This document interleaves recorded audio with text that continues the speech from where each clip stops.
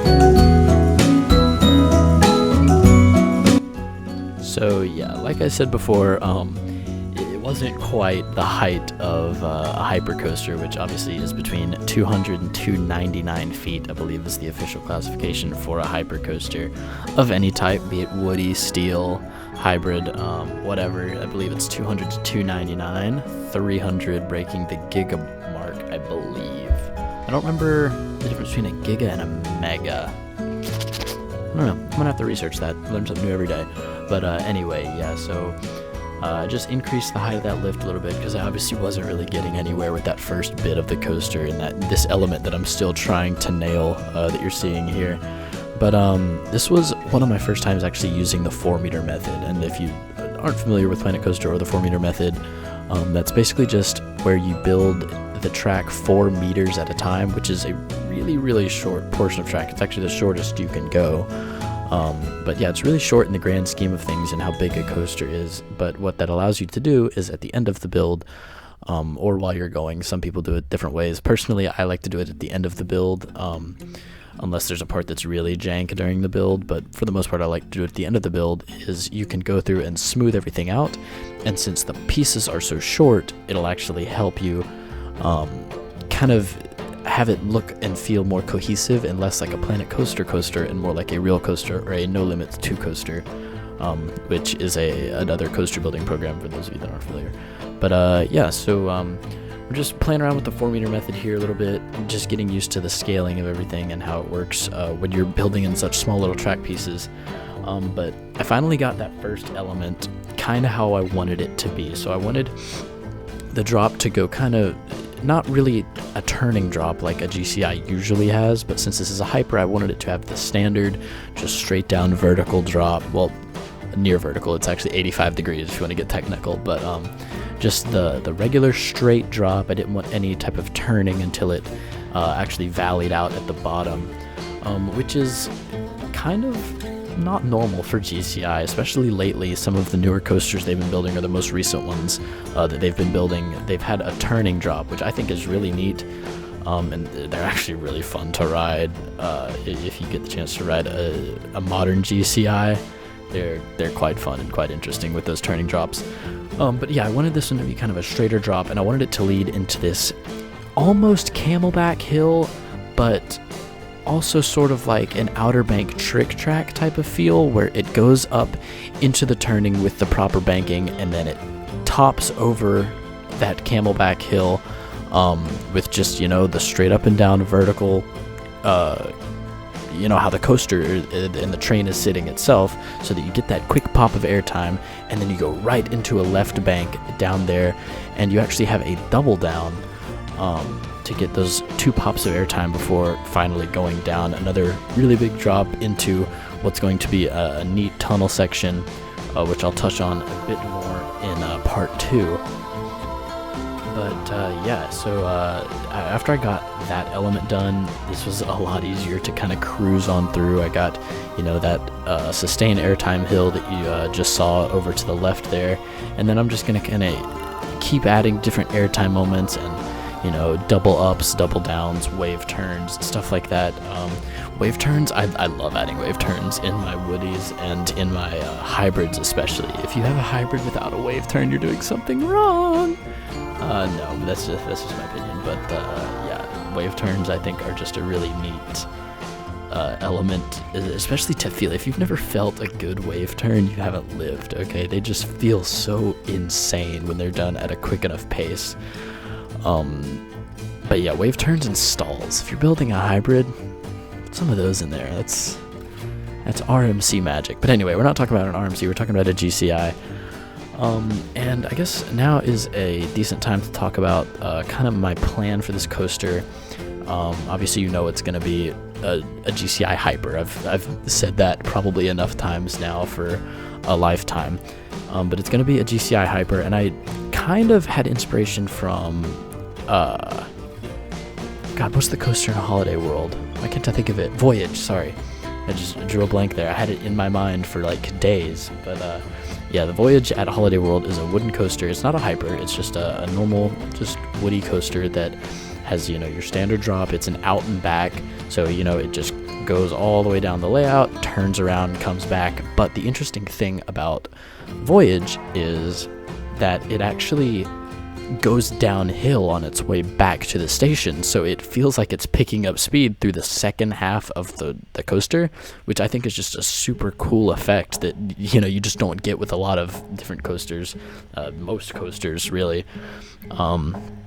Most coasters will kind of die out after that first brake run, and then you'll just have like kind of a slow meandering way back to the station, which this one kind of does because it's such a long behemoth of a coaster.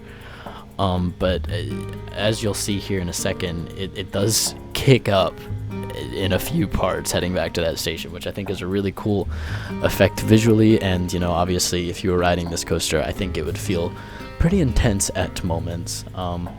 But yeah, so that's kind of my inspiration for it. Just an out and back, super intense, as much as you can get out of it type of coaster. But yeah. That's where I'm going to leave you for now, while I argue with this tree that was outside of the boundaries before I extended them, and now I can't remove it, which is very frustrating and will, I'm sure, become a problem later on in the build of the rest of the park, but we'll get to that when we get to it. It shouldn't be anything too game-breaking or problematic, but just enjoy the build footage, and I'll check back in with you in a moment.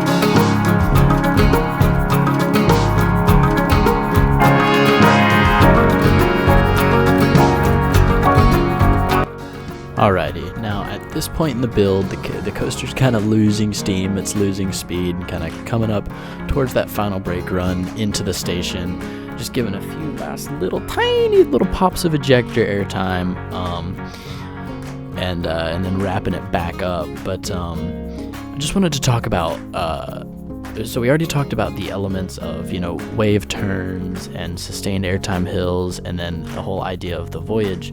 But another thing that's really important, especially to me on a good classic Woody, are head chopper moments.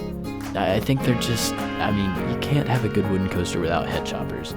And I tried to include a good few head chopper moments, especially in the second part of the layout. You'll see just airtime pops into what should be your face smacking into a railing, and I just think that makes for a really intense experience. And right here, I'm just trying to kind of figure out how I'm gonna shape this last bit, because the coaster doesn't have quite enough steam to make it to the end. But we get there eventually. Obviously, we're not gonna finish on a failed note. So yeah, we're gonna get to the station eventually. But I just wanted to talk about those head chopper moments that are really important. And coming up soon here is actually when my game crashed, which was very scary for a moment. Luckily, the game auto-saved at I think about this point in the build. So I didn't have to redo that much. I just had to redo this last little bit to the station. But yeah, the game kept crashing and I wasn't sure what was causing it, so I just ended the recording there and just fiddled around with just different height of the station. It's nothing too major. You'll see the changes in episode 2. But yeah, that's actually gonna do it for this.